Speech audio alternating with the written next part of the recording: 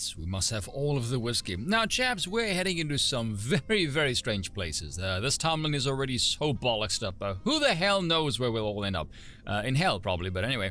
I saw Callum from the Lotus Eaters shared this on the Twitter. I wasn't sure if he just saw it on 4chan or the Autist brigade of memeing overlords that reside there actually made this. But I spoke with him and he said, nah, it's definitely their handiwork, so glorious either way it is. Now, it's no surprise that in the present day in the West, the women have absolutely no sense of shame, consequences, or even seem to be able to understand the concept of dignity. Remember how feminism was sold as, oh, women are so much more than just their bodies? Yeah, as it turns out, no, collectively, they don't have the capacity or skill set to hang with the men, and instead they just want to parade around and do things in skimpy outfits with money being thrown at them. Who'd have thought? Now, sex sells, that is no surprise, which is why the AI coming into play here is so amusing. The AI in question is called DignifAI. Fitting name, isn't it? It's simple. It takes the undignified and makes them dignified, dresses them in proper attire. As you can see here, here's a few photos I chose that I thought did a pretty good job. Even removes the tattoos. Has a fashion sense as well now, doesn't it? And that's basically it. And at first I thought, this is pretty funny. And yes, the women do look much more dignified, but one of my subs sent me a screenshot on 4chan about this. I told you, using AI to put clothes on them pisses them off 1,000 times more than vice versa. All the Me Too shit was humble bragging about how hot they are, and AI declothing is the same. They want to be sex objects, and the AI that does that is a kind of flattery. Now, several years ago, I would have said that's maybe a bit harsh, but now, looking at the thumbnails, OnlyFans, TikTok, and gym selfies, no, that's 100% accurate. Whereas AI that does the opposite is slut-shaming and makes them seethe like nothing else. AI tattoo removal is the worst of all because it shows how much better they looked before ruining themselves.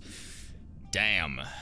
You know, I didn't even think about it that way, but there is something women do not seem to understand about any of this, which is personal versus public consumption.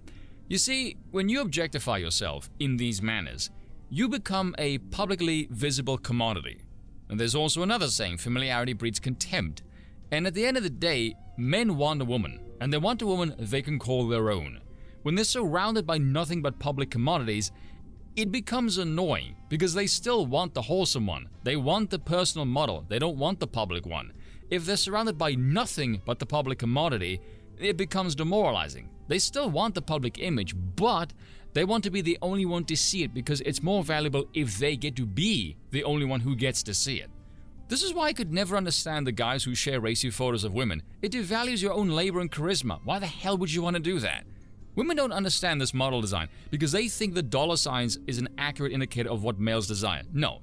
Women haven't the faintest idea of what men want. None. They're utterly clueless.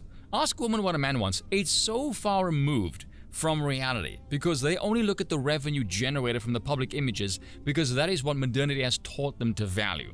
So when they see something like this, when they see the men wanting to see them dressed and wholesome, you can't put the clothes back on after everyone has seen them off. They've already been devalued.